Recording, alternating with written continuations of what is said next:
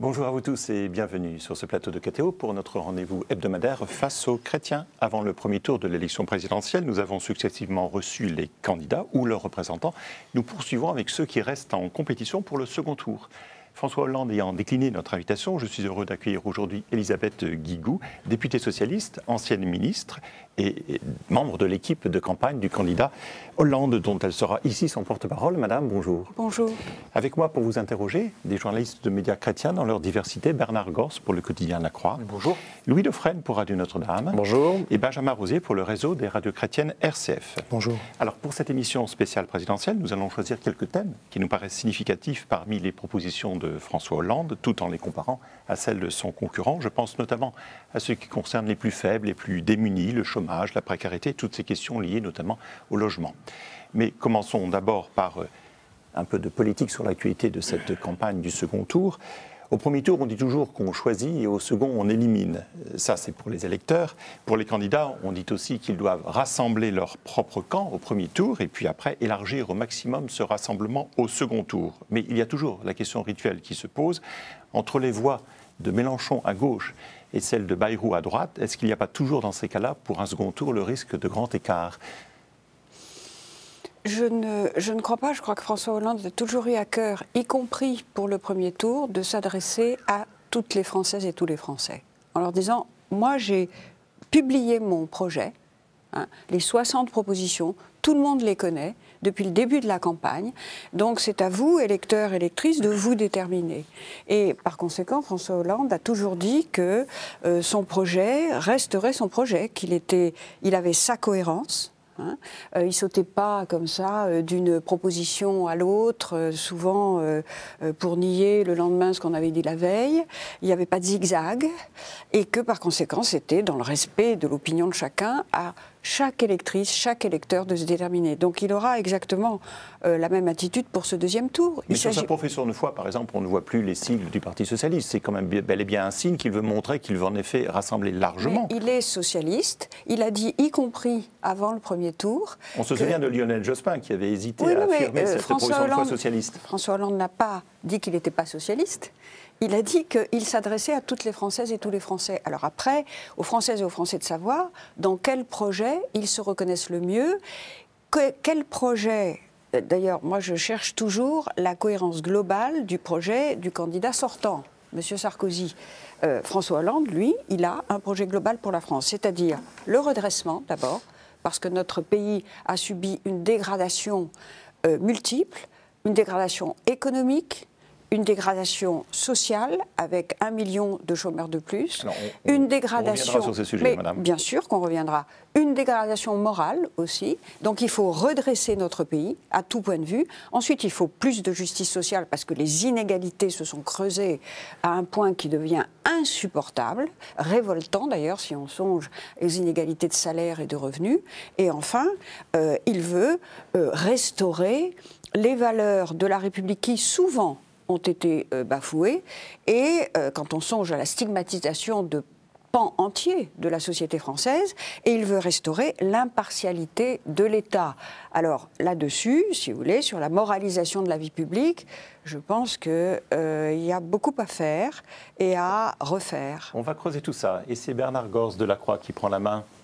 Quand on regarde dans le détail les résultats du premier tour, on s'aperçoit que les banlieues, pour faire simple, ont plutôt bien voté pour François Hollande. En revanche, dans les classes populaires, des zones périurbaines ou même du monde rural, le vote a été très fort pour la droite et pour le Front National en particulier. Alors, François Hollande peut-il s'adresser aux deux ? Et est-ce que ce monde populaire, traditionnel, qui a beaucoup voté pour le Front National, est-il encore accessible à la gauche ou est-ce qu'il n'est pas définitivement perdu ?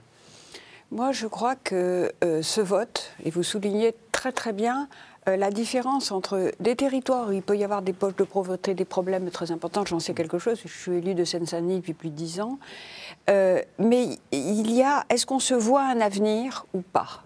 Et puis, il y a des territoires où les gens se sentent complètement abandonnés, quelquefois stigmatisés, en tout cas avec le sentiment, si vous voulez, qu'ils n'ont plus d'avenir, ils n'ont plus une prise sur l'avenir et sur ceux de leurs enfants. Là, il y a un vote, il y a quelque chose de l'ordre de la... Il y a beaucoup de souffrance d'abord, il y a du désespoir, il y a de la révolte aussi. Donc ces électeurs-là, il faut leur parler, hein. Il faut comprendre leur désarroi. Et en même temps, il faut savoir comment leur parler. Ce que François Hollande fait lorsqu'il s'adresse à des ouvriers qui se demandent, enfin qui ont déjà perdu leur emploi ou qui savent qu'ils vont le perdre, lorsqu'il s'adresse à des chômeurs, lorsqu'il s'adresse à des retraités qui n'ont que 600 ou 650 € par mois pour vivre, il leur dit, écoutez, je sais quelle est votre détresse, mais il leur parle sur la base de nos valeurs, avec nos propositions, en disant il y a un espoir, non pas en attisant les peurs, mais en essayant de les apaiser pour leur apporter des réponses. Et c'est ça, le redressement de la France, la justice sociale, la moralisation de la vie publique. Il faut, vous comprenez, tout dépend comment on parle à ces catégories. Quand on leur parle en reprenant les thèmes, les mots, les thèses du Front National, c'est-à-dire la stigmatisation, le repli sur soi, le rejet de l'autre, eh bien ça, ce n'est pas possible. Mais évidemment, il faut parler à ces catégories, à ces personnes-là, sans... au fond, il y avait un très bon éditorial du Monde qui disait « compréhension, oui, compromission, non ». Alors, comme tout le monde n'a pas lu l'éditorial du Monde, c'est Benjamin Rosier qui vous pose la question pour RCF. Pour revenir sur la question du rassemblement, Jean-Luc Mélenchon fait 11% lors du premier tour. Hein. Son programme était bien plus dépensier que celui de François Hollande. Voilà. Vous comptez rassembler à gauche et au-delà, mais comment garder cette lucidité sur les comptes publics de la France, sur sa situation économique et financière, une lucidité qui est chère à François Hollande, et rassembler à gauche, puisque 11% ce n'est pas rien. Mais, bien sûr. Et c'est très important, et ça exprime une sensibilité, et ça exprime aussi une profonde inquiétude. Et vous savez, dans mon département, Jean-Luc Mélenchon a fait plus que ce que vous dites. Donc, ce qui est important, c'est de tenir la ligne et le cap qu'a tenu François Hollande. Son projet n'est pas négociable. Il est là sur la table depuis le début. Donc, c'est aux électeurs de se déterminer, de savoir s'ils préfèrent continuer avec M. Sarkozy, et notre point de vue à nous, c'est que si on continue avec M. Sarkozy, ce sera encore pire que ça a été depuis 5 ans, sur tous les plans, surtout sur le social, mais sur le plan économique aussi, ou bien s'ils veulent le changement, encore une fois, pour le redressement, la justice sociale, et pour la moralisation de la République, et réorienter le cours de l'Europe. C'est extrêmement important, parce qu'il ne s'agit pas, quand on est de l'Europe, c'est fondamental, moi qui suis une Européenne convaincue, mais il y a eu des dérives ces dernières années qui sont insupportables.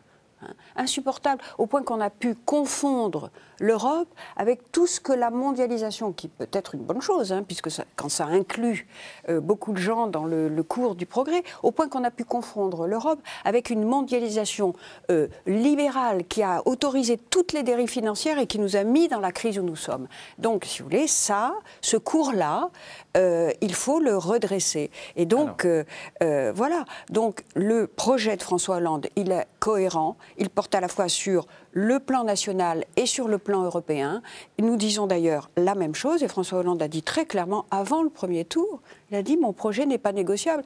Et j'ajoute que le soir du premier tour, Jean-Luc Mélenchon a dit « allez-y, votez pour le candidat de la gauche, faites battre Sarkozy, sans négociation et sans mégoter ». Ça tombe bien, parce que nous non plus, on n'a rien à négocier. Alors, sur ce point de programme non négociable, une autre question, c'est Louis Dauphren qui vous la pose pour Radio Notre-Dame. Les points non négociables, on y viendra peut-être, parce qu'il y a aussi des points non négociables du point de vue de l'Église en matière politique.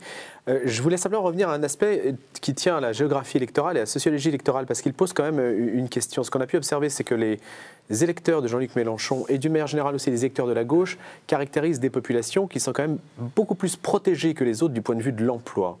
Et on s'aperçoit aussi que les populations qui votent plus à droite, voire Front National, sont celles qui sont les plus exposées du point de vue du risque en général. face à la mondialisation en particulier.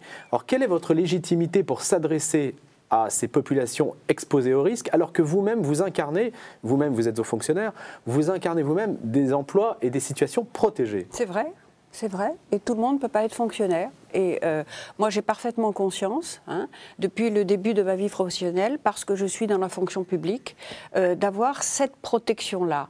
Mais ce que je dis, c'est que ce qu'il faut, c'est d'abord se rendre compte de quelle protection on peut donner. Est-ce que M. Sarkozy a protégé les ouvriers quand nous avons 750 000 emplois industriels qui ont été détruits depuis 5 ans? Est-ce qu'il a protégé contre la pauvreté? Est-ce qu'il a protégé? Donc, il faut s'entendre sur le mot protéger. Oui, il faut restaurer la capacité de production et la capacité de création d'emplois dans notre pays, ce qui veut dire restaurer la compétitivité de nos entreprises et en particulier de nos petites et moyennes entreprises. C'est comme ça que dans le secteur privé, puisque le secteur public, évidemment, quand on a la chance d'y accéder par concours, eh bien, dans le secteur privé, il y a les risques, effectivement, que vous évoquez. Donc la compétitivité de nos entreprises, qu'est-ce que nous proposons là-dessus? C'est le socle absolument de ce que j'appelais le redressement tout à l'heure.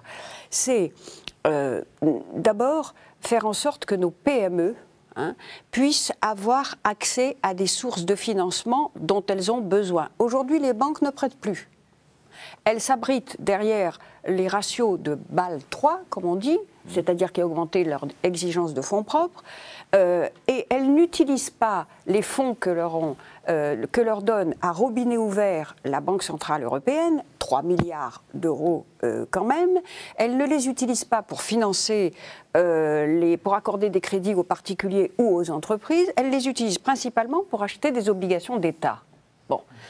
D'abord, c'est très dangereux, parce que vous voyez bien que s'il y a un pays qui est vraiment en difficulté, c'est l'ensemble de son système bancaire qui se casse la figure. Donc il faut restaurer cette capacité de financement des petites et moyennes entreprises, car nous avons beaucoup de PME innovantes qui aimeraient bien avoir ces capacités de financement. Deuxièmement, il faut aider, par une fiscalité différente, les entreprises qui investissent, qui font de la recherche, qui proposent des emplois durables, des CDI, plutôt que des emplois précaires. Et donc nous modulerons l'impôt sur les sociétés. Et nous aiderons davantage les petites et moyennes entreprises que les très grandes. On a la chance, il ne faut pas stigmatiser les très grandes, on a la chance d'avoir des grands groupes qui sont les premiers sur le plan mondial, tant mieux. Et il faut évidemment continuer à être dans l'excellence, sur l'aéronautique par exemple, ou sur d'autres choses encore, mais voilà, créer des emplois. Et ça, c'est évidemment extrêmement important. C'est au cœur du projet de François Hollande, la création d'une banque publique d'investissement qui sera régionalisée d'ailleurs pour ne pas avoir un monstre bureaucratique et qui correspondra aux besoins identifiés dans les régions. Elisabeth Guigou, nous allons marquer une première pause dans cette émission Face aux chrétiens. Nous vous retrouverons dans quelques instants. Nous évoquerons notamment les questions de chômage et d'emploi.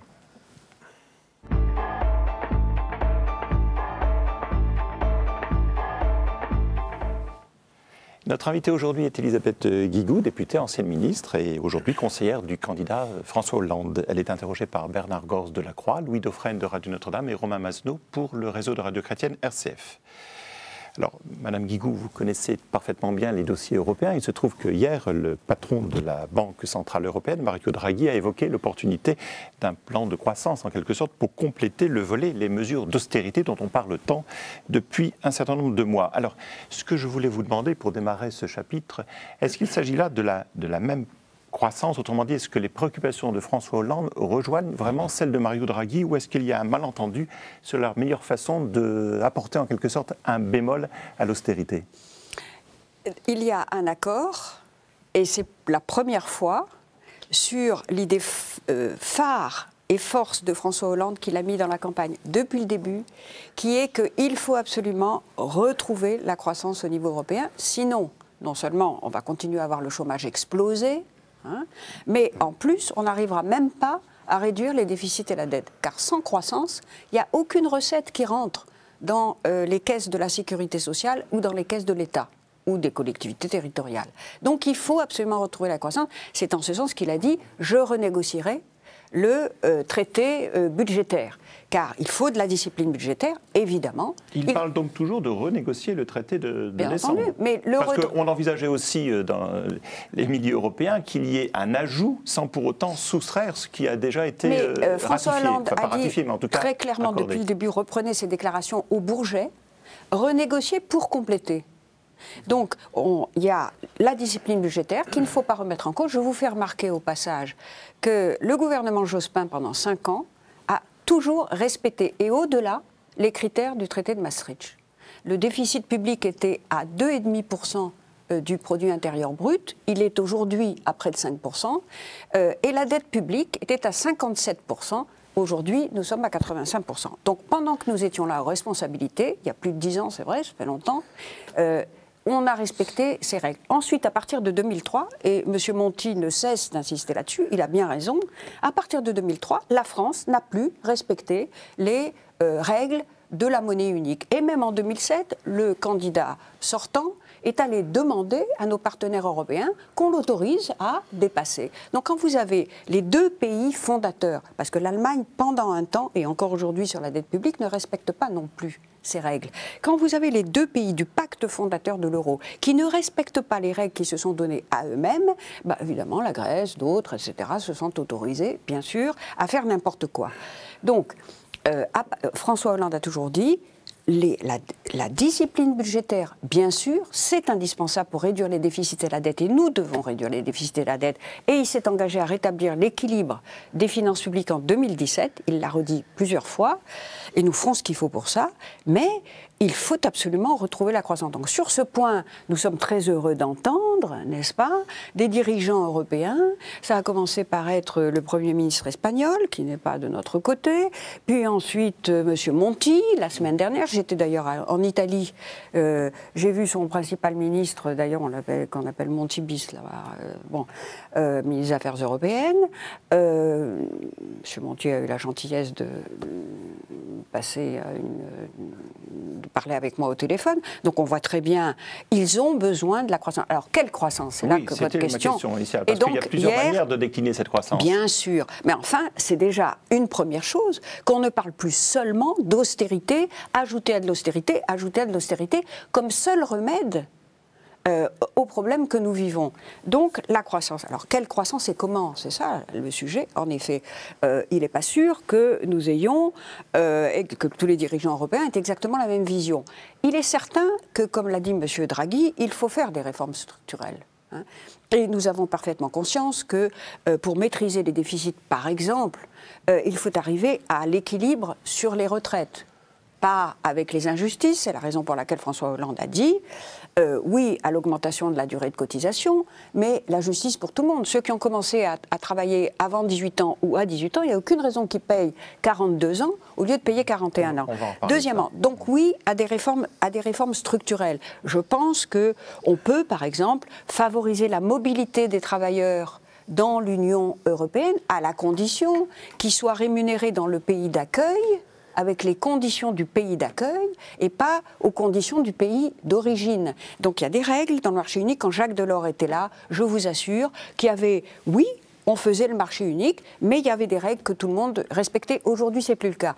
Alors, troisième façon, non, mais bien sûr, ce que nous proposons, nous, qui n'est pas accepté par tout le monde, mais qui commence à faire son chemin aussi, c'est d'avoir des actes européens positifs de relance à travers des grands projets européens qui soient bénéfiques à tout le monde, à travers une taxe sur les transactions financières qui rapporte au budget de l'Union européenne et à travers la relance des crédits de la Banque européenne d'investissement. Bon, pour l'instant, ça progresse, ça avance. Voilà, François Hollande proposera ça à ses collègues s'il est élu. Louis Dauphren, Radio Notre-Dame. Au registre des réformes structurelles, est-ce que vous êtes prêt à toucher au statut de la fonction publique, aux régimes spéciaux des retraites? Par exemple, s'il y a des efforts à faire, est-ce qu'ils seront partagés aussi par ceux du public? Mais de toute façon, les salariés du public et des régimes spéciaux, il faudra qu'il y ait, et nous l'avons dit lorsque nous avons présenté notre projet des retraites, il faudra effectivement qu'il y ait une égalité des efforts donnés par tous. Donc, il n'y a jamais eu là-dessus. Lorsque nous avons débattu au Parlement, nous avons dit cela. Est-ce que ça a été fait ? Hein. Donc, ce que nous disons aussi, c'est qu'une réforme des retraites, elle doit être complètement financée. La réforme des retraites, Fillon, Sarkozy, il manque 15 milliards d'euros à l'horizon 2018. Et en plus, tous les efforts portent sur les ménages, rien sur les revenus du capital. Ben nous disons, on fera différemment. Voilà. Non seulement on protégera les personnes qui ont commencé à travailler plus tôt, parce qu'il n'y a aucune raison qu'elles cotisent plus longtemps que tous les autres, mais nous sommes d'accord pour dire 41 ans et 41 ans et demi, voire plus si l'espérance de vie augmente, mais dans la justice. Donc nous ferons contribuer toutes les catégories de revenus. Voilà. Bernard Gosse-Lacroix. Oui, qui dit négociation, hein, dit qu'il faut du donnant-donnant. Si la France obtient de ses partenaires des efforts sur le plan justement des investissements d'avenir pour les infrastructures, des grands projets européens, est-ce qu'elle ne devra pas elle-même faire un effort sur ce qui est sur le terrain de la compétitivité? Ça veut dire assouplir les règles qui sont très strictes chez nous sur le marché du travail ou les bas salaires? Mais je vous dis, tout dépend. Est-ce qu'il n'est pas logique d'avoir un salaire minimum? Il y a beaucoup de pays européens dans lesquels il n'y en a pas. Quand nous parlons avec nos amis sociodémocrates allemands, ils sont les premiers à nous dire, chez nous, ça se passe par convention collective. En France, c'est par la loi, le salaire minimum. Bon.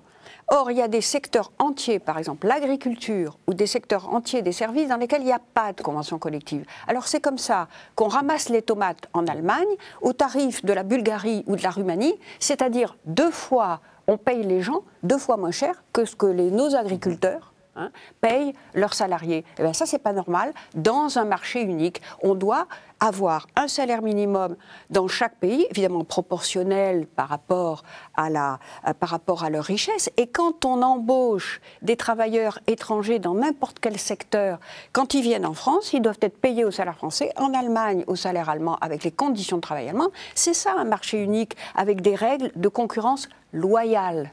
Voilà. Ce que nous déplorons, c'est les concurrences déloyales entre États, en plus membres de la même Union européenne, par le dumping fiscal, le dumping social et même le dumping budgétaire. Puisqu'il n'y a maintenant qu'un seul pays qui est capable de donner des aides budgétaires à ces entreprises, c'est l'Allemagne. Donc la France pourra imposer ses vues sur tous les tableaux, vous pensez? À la fois l'investissement, à la fois la... Non, mais nous poserons ce débat qui a été complètement oublié depuis 10 ans, qui d'ailleurs a commencé à être oublié depuis que Jacques Delors est parti, parce que lui, il maintenait cet équilibre. Vous savez sa formule, hein, la compétitivité qui stimule, bien sûr, la compétitivité, la concurrence, c'est stimulant, la coopération qui renforce, hein, et la solidarité qui unit. Eh bien, ce triptyque de Jacques Delors, il a été complètement oublié. Et regardez la situation de la Grèce. Mais comment peut-on accepter que dans un pays de l'Union européenne, on traite les gens comme ça? C'est pas possible. Benjamin Rosier, RCF. Alors pour revenir à la France, François Hollande défend 500 000 contrats de génération. Hein, donc vous pourrez certainement nous rappeler exactement ce qu'il en est sur ces contrats. Hein. C'est vraiment favoriser donc l'emploi des jeunes avec le tutorat de seniors pour leur permettre de rester jusqu'à leur retraite actifs. Moi j'aurais voulu savoir comment vous allez vous y prendre, c'est-à-dire est-ce que vous allez par exemple privilégier les secteurs qui ont besoin de salariés qualifiés, je dirais en majorité, et notamment on entend beaucoup dans l'industrie automobile qu'on a besoin de fraiseurs, de tourneurs. Est-ce que vous allez avoir des critères comme cela, des critères de cohérence par rapport aux secteurs qui ont besoin de main-d'œuvre? Oui, c'est très important en effet. Sur ces 500 000 contrats, d'abord nous allons avoir une négociation avec les partenaires sociaux. Il y aura une identification branche par branche des besoins. Par exemple, du nombre de seniors qu'on envisage d'exclure quand même des entreprises. On a en France le taux d'emploi des seniors le plus bas des pays les plus développés de l'Union européenne. C'est un pur scandale, ça. Alors qu'il pourrait... Donc l'idée, c'est de faire bénéficier, que ces personnes fassent bénéficier. Ça peut se passer par la négociation. J'avais d'ailleurs, quand j'étais au ministère de l'Emploi et de la Solidarité, dans tout le travail que nous avions fait au Conseil d'orientation des retraites, commencé à travailler avec les centrales syndicales, hein, sur cette idée de garder des seniors plus longtemps. Et là, François Hollande ajoute, pour tutorer des jeunes avec des aides fiscales. Donc, bien sûr, on regardera la situation branche par branche et nous mettrons des critères pour l'octroi, bien entendu, de ces soutiens. Mais il y a une deuxième mesure qui est très importante, c'est que pour les 150 000 jeunes qui sortent du système scolaire sans aucune formation, sans aucun diplôme, qui est un pur scandale parce qu'on les jette dans la nature comme ça, pour cela, nous allons créer des emplois d'avenir. Qui sont, c'est vrai, inspirés des emplois jeunes, mais pourquoi pas, puisque ça a marché. Moi, j'ai rencontré encore des jeunes en Seine-Saint-Denis qui disaient, ben oui, ce sont les emplois jeunes qui nous ont mis le pied à l'étrier, et maintenant, ben, ils sont dans des associations, dans des collectivités locales, ils ont créé leur propre entreprise, heureusement, on a beaucoup de jeunes, donc vous voyez, ça forme un ensemble tout ça. Les aides à la création d'entreprises, la Banque publique d'investissement, les aides fiscales aux petites et moyennes entreprises et aux plus petites d'entre elles, modulées, les 150 000 emplois d'avenir pour les jeunes qui n'ont rien en sortant, pour qu'ils puissent se former, acquérir un bagage, s'acclimater à l'emploi, et pour éviter qu'on éjecte prématurément des seniors des entreprises et former des jeunes, en effet, à des métiers, eh ben, les 500 000 emplois de génération. Tout ça sera négocié, calibré, et financé, bien entendu. Madame Guigou, quand vous dites branche par branche, est-ce que ça veut dire que ça exclut un grand Grenelle social qui se passerait au mois de juin, par exemple? Non, mais bien sûr que non, parce qu'il faudra qu'il y ait un cadrage général. Je veux dire, après 10 ans comme ça, hein, de laminage quand même, de beaucoup d'acquis sociaux fondamentaux. Je ne dis pas qu'il ne faut pas réformer, il faut réformer. Les temps sont aujourd'hui de nouveau. Les temps sont-ils aujourd'hui de nouveau au grand Grenelle, au grand rassemblement, rencontre sociale? Il y aura une discussion avec les partenaires sociaux, d'abord sur les salaires et notamment le salaire minimum. François Hollande l'a dit. Il faudra qu'il y ait un coup de pouce au SMIC et nous verrons comment. Le SMIC sera indexé sur la croissance, c'est-à-dire non seulement, puisqu'il y a des règles quand même pour l'augmentation du SMIC en fonction du niveau d'inflation, là il a dit qu'il y aurait un petit coup de pouce puisque le SMIC n'a pas été augmenté depuis 3 ans quand même. Puis ça n'a pas eu de coup de pouce depuis 3 ans en tout cas, et en plus il sera indexé sur la croissance, c'est-à-dire sur les performances et sur la compétitivité de l'économie française quand même. Bien le moins que les salariés les moins rémunérés perçoivent aussi leurs bénéfices et qu'il n'y ait pas simplement des dividendes d'ailleurs extravagants. Bernard Gors, la Croix. Oui, alors vous avez parlé de 150 000 emplois jeunes. Il y aura aussi l'augmentation de l'allocation de rentrée scolaire de 20 ou 25%. Est-ce que vous ne tombez pas encore une fois dans les trappes de l'assistanat? C'est un gros reproche, notamment des milieux populaires dont on parlait tout à l'heure. C'est quand même paradoxal que dans des médias catholiques, hein, on s'insurge sur des aides accordées aux familles. L'allocation de rentrée scolaire, plus 25%, c'est pour les familles qui sont évidemment en dessous d'un certain niveau de revenus. Elle est intégralement financée. Justement par quoi? Par la baisse légère du quotient familial. Le quotient familial, aujourd'hui, il y a un plafond de 2 300 euros. Il sera abaissé à 2 000 euros. Et nous avons une cohérence, bien sûr, nous avons une politique familiale, nous créerons des crèches et des gardes d'enfants, mais nous disons aussi, nous orienterons principalement la politique familiale vers les familles qui en ont le plus besoin. Alors, s'agissant par exemple du quotient familial, puisque souvent la droite et le candidat sortant disent vous voulez supprimer le quotient familial, il n'est pas question de supprimer le quotient familial, qui bénéficie à toutes les familles françaises. Il est question, là, j'ai les chiffres, de faire en sorte que un couple, aujourd'hui, avec 3 enfants, lorsqu'il gagne 2 SMIC, avec le quotient familial, il économise 600 euros par an, et le couple qui gagne 10 fois plus économise 9 000 euros par an. Eh bien, nous rétablirons une certaine justice entre ces familles qui sont les moins favorisées et les autres. Mais bien entendu, dans le cadre d'une politique familiale qui sera d'encourager, car c'est un des grands atouts de notre pays dans l'Union européenne, que d'avoir le taux de natalité le plus élevé. Et une dernière question. Qui un jour nous fera rattraper l'Allemagne sur le plan démographique, alors 15 ans, 20 ans. Sur cette partie, c'est Louis Dauphren qui vous pose la question. Vous avez une certaine expérience évidemment de la politique. Je reviens un petit peu en arrière, au début des années Mitterrand. Est-ce que vous ne craignez pas qu'il se produise un peu la même chose pour les socialistes que ce qui s'était produit en 81, où on a une politique de relance, de dépenses, qui amène finalement le candidat socialiste à devenir assez impopulaire et à provoquer la réélection, pas la réélection, mais du moins une défaite de la gauche aux législatives de 86. On se souvient d'une période extrêmement difficile où François Mitterrand avait agi à contre-courant de ce qui se faisait en Europe à l'époque. Est-ce que vous ne craignez pas de tomber dans ce Je ne crois pas, d'abord parce que nous avons appris, et puis parce que François Hollande a été très clair. Il a dit, et je viens d'en donner la démonstration, avec l'augmentation de l'allocation de rentrée scolaire financée par une baisse légère, mais qui suffit du quotient familial, toutes les mesures sociales seront financées. Par ailleurs, il y aura la limitation des dépenses publiques. 1% de croissance, pas plus, en volume. Enfin, il y aura des réformes qui seront faites. Et on ne peut tolérer, naturellement, aucun gaspillage.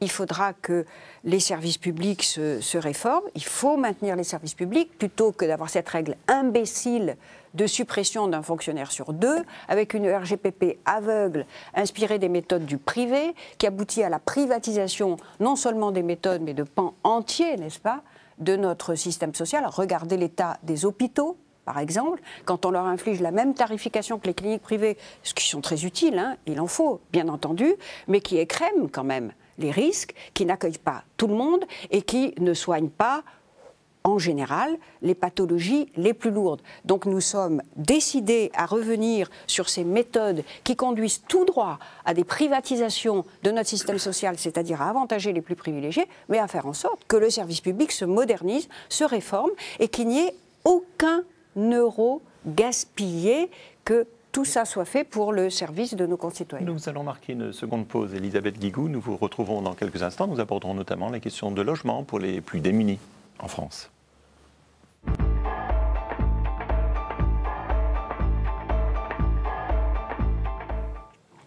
Notre invitée aujourd'hui est Elisabeth Guigou, ancienne ministre, aujourd'hui conseillère du candidat François Hollande. Elle est interrogée par Bernard Gors de la Croix, Louis Dauphren pour Radio Notre-Dame et Benjamin Rosier pour RCF. Alors 130 000 personnes aujourd'hui, madame, nous connaissons les chiffres, en France, sont sans domicile fixe et ils ont droit au logement, ce fameux droit au logement qui devrait être garanti par l'État. Alors la question est simple, en quoi l'arrivée à l'Élysée de François Hollande pourrait permettre de changer cette situation? Je pense notamment à 2 axes. D'abord, améliorer les structures d'hébergement, naturellement, mais aussi transformer, c'est toujours un peu le débat, transformer cet hébergement d'urgence en logement durable.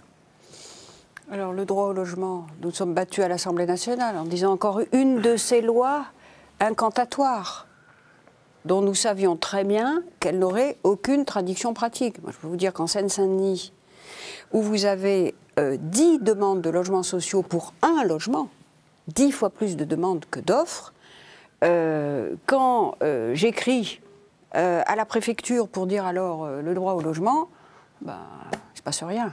Ça, c'est le constat. Alors, les propositions de François Hollande. Alors, quelles sont les propositions? D'abord, faire en sorte que nous puissions construire davantage de logements sociaux. Mais les logements sociaux, il ne faut pas seulement les concentrer dans certaines villes. Dans les villes de ma circonscription, c'est plus de 40% de logements sociaux. Il faut faire de la mixité sociale. Donc ce qu'il faut, c'est obliger, en finançant bien entendu, avec notamment tout le secteur du logement social, qui a des ressources évidemment importantes, financer davantage de logements sociaux, hein, plutôt que d'accorder, par exemple, des avantages fiscaux à des gens qui vont investir dans des logements de haute catégorie pour les relouer ensuite. Ça, c'est le dispositif Sellier, hein, scandaleux. Donc, financer les logements sociaux, et nous trouverons les financements, car tout ceci ne creusera pas les déficits. Deuxièmement, faire appliquer la loi SRU, et l'améliorer. La loi renouvellement urbain qui impose une part de logements sociaux. Qui aujourd'hui dit toutes les communes de France doivent avoir au moins 20% de logements sociaux. Savez-vous que dans plusieurs des communes de Seine-Saint-Denis, il y a moins de 5% de logements sociaux, encore maintenant. C'est-à-dire que la loi SRU, qui était applicable à partir de 2001, n'a jamais été appliquée. Et que, alors que la loi dit que les préfets peuvent se substituer aux maires pour obliger que la loi soit appliquée, ça n'a jamais été fait depuis 10 ans. Mais madame, pour ces familles qui se retrouvent à la rue à la fin de l'hiver, celles qui se retrouvent sans domicile fixe... Il faut une variété de logements. Ces gens-là sont bien entendu en mesure de poser la question, est-ce que l'arrivée de François Hollande changera quelque chose pour leur situation particulière? Il faut reprendre le financement et la construction de logements d'urgence qui sont des SAS. Alors vous voyez bien qu'il y a plusieurs choses. Il y a les foyers tenus par les associations, souvent caritatives. Ces associations, elles ont vu leurs subventions dramatiquement diminuer. Ça, c'est déjà une première chose. Les SDF sont souvent accueillis. Bon. Deuxième chose, le SAMU social, vous avez vu dans quel état il est, hein? C'est M. Emmanueli qui l'a créé, qui a fini par démissionner en disant ça devient insupportable parce qu'il n'est plus financé. Donc ça, c'est pour les cas, évidemment, les SDF qui sont très difficilement réinsérables, au début en tout cas. Après, il y a les hébergements d'urgence pour des familles qui se retrouvent à la rue parce qu'elles sont surendettées, parce qu'elles ne peuvent plus payer le loyer, etc., et qu'elles sont expulsées. Troisièmement, il y a le logement social, et quatrièmement, il y a le financement de logements de différentes catégories. Écoutez, dans mon département de Seine-Saint-Denis, le jeune fonctionnaire qui bénéficie de la garantie de l'emploi, qui a un salaire correct, qui commence, le jeune policier, le jeune prof, qui commence à 1300, 1400, même quelquefois 1500 € selon son niveau de diplôme par mois.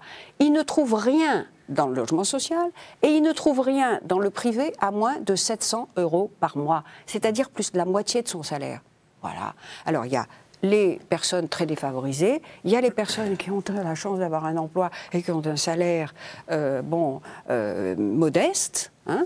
Et puis il y a les familles qui n'arrivent pas à s'en sortir. Pourquoi? Parce que vous avez cette dépense incompressible du logement, elle ne cesse d'augmenter avec la spéculation foncière. Il faudra maîtriser les prix du foncier. François Hollande s'est engagé à ce que l'État mette à la disposition des communes tous les terrains pour pouvoir justement financer davantage de logements sociaux, parce que l'argument qu'on nous oppose à Neuilly-sur-Seine ou au Raincy en Seine-Saint-Denis, c'est qu'il n'y a pas de terrain. C'est honteux. Benjamin Rosier, RCF. Oui, mais alors concrètement, quel levier de financement vous comptez utiliser pour réduire ces remises à la rue à la fin de l'hiver, cet accroissement du parc de logements sociaux? Quel levier de financement concrètement? Nous aurons un audit de l'ensemble des finances publiques. Et nous verrons d'abord quel est l'état exact des déficits.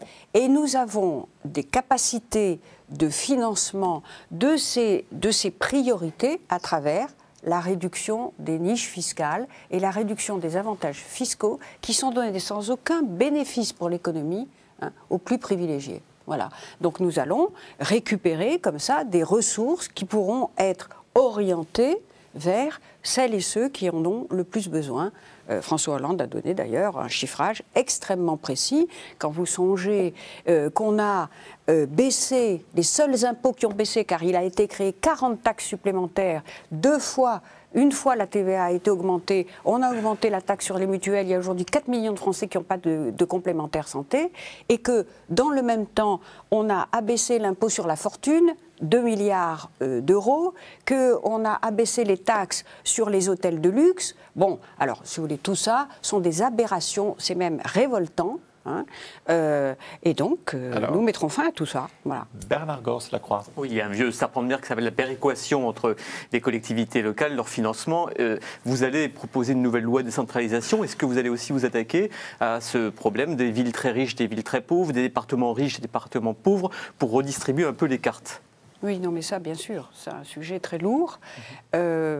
François Hollande a d'ailleurs annoncé qu'il créerait certainement un ministère de l'égalité territoriale. Il n'y a pas que les zones urbaines, il y a des territoires ruraux défavorisés. Donc il faudra qu'il y ait une péréquation. Alors, c'est pas facile à mettre en place, parce que le gouvernement a fait quelque chose, là. Mais ça aboutit, avec les critères qu'ils ont pris, à faire payer la Seine-Saint-Denis comme si c'était un département riche. Bon. Donc on marche sur la tête. Hein.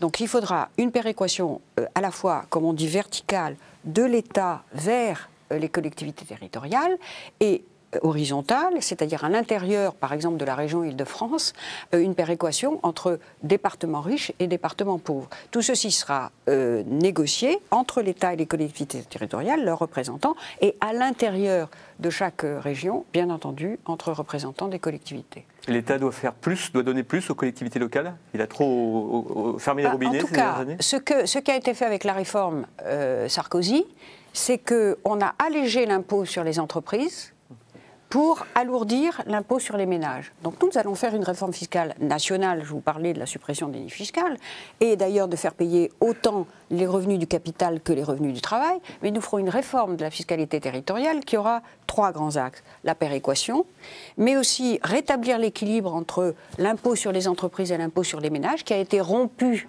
par la suppression de la taxe professionnelle, qui était un impôt obsolète, etc., mais qui n'a pas été remplacé à due concurrence, et d'autre part, la taxe d'habitation, qui aujourd'hui, figurez-vous, est plus élevée à Neuilly-sur-Seine que dans les communes de Seine-Saint-Denis que je connais.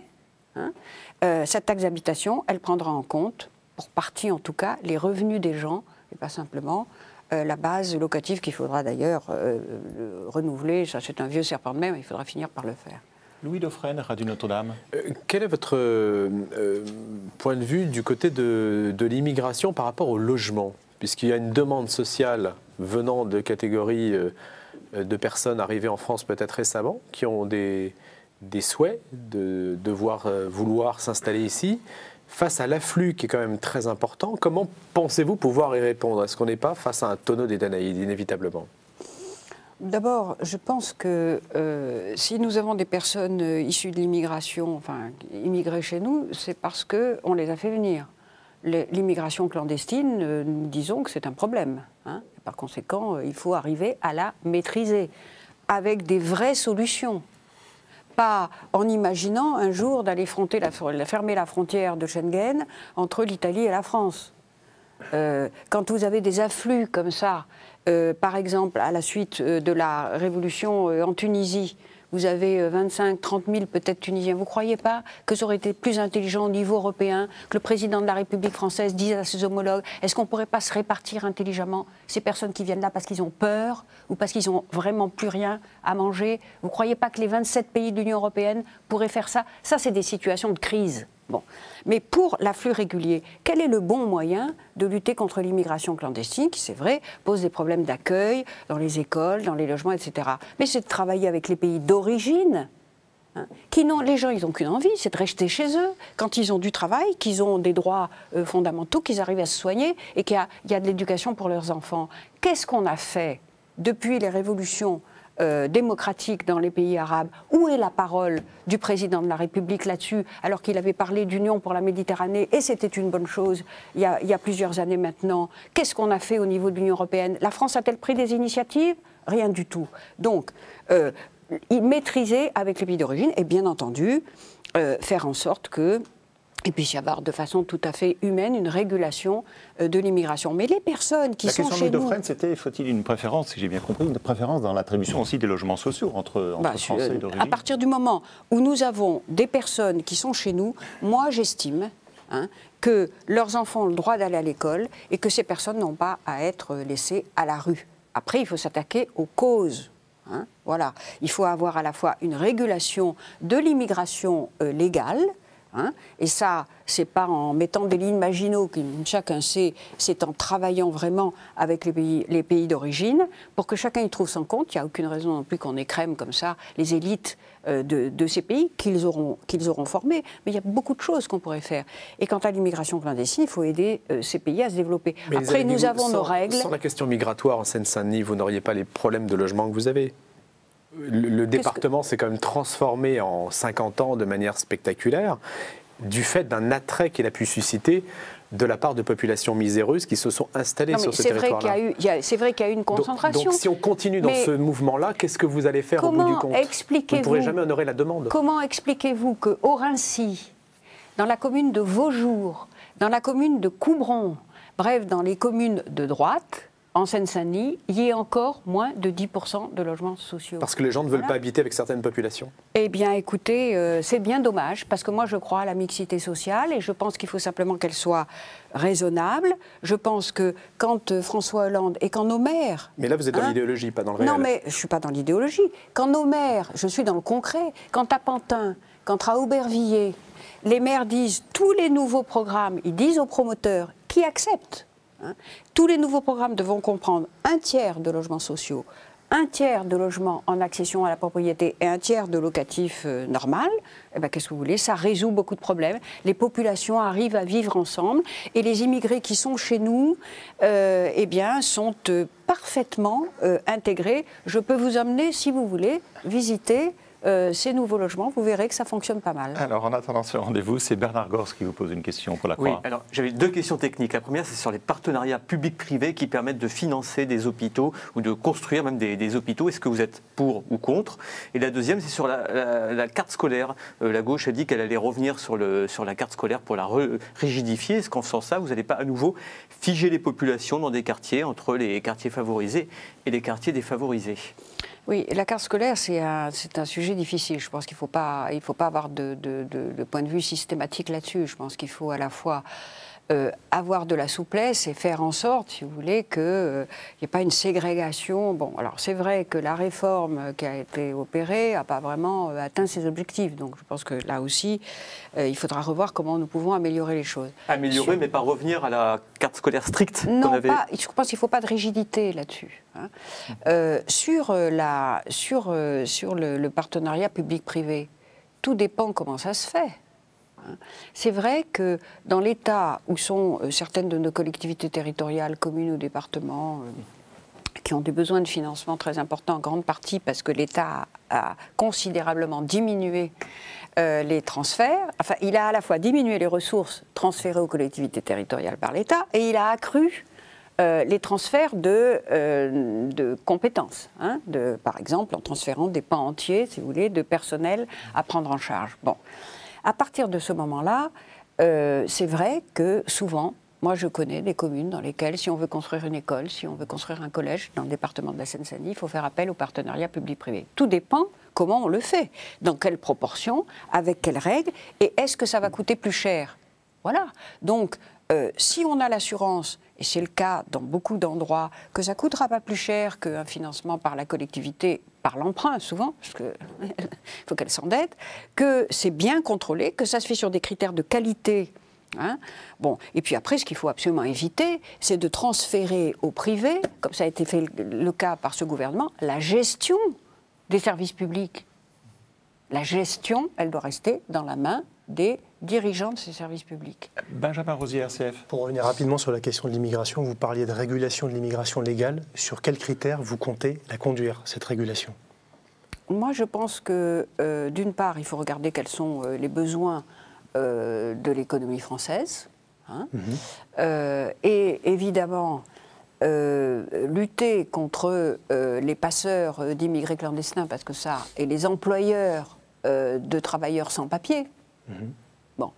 Mais les passeurs d'immigrés clandestins, donc avoir des critères, voilà, que les discuter, ces critères, avec les pays d'origine, hein, parce qu'il faut faire très très attention, là encore, que si par exemple, nous avons des étudiants de pays, mettons, du sud de la Méditerranée qui viennent étudier chez nous, qui souhaitent rester ensuite, eh bien, il puisse y avoir un équilibre, si vous voulez, entre ceux qui retournent là-bas, ceux qui restent. Et puis, si par exemple, nous sommes obligés, ce que j'ai fait quand j'étais ministre de l'Emploi et de la Solidarité, de faire venir des infirmières ou des infirmiers, quand on arrête les recrutements, après il y a des pénuries, d'autres pays. Bon.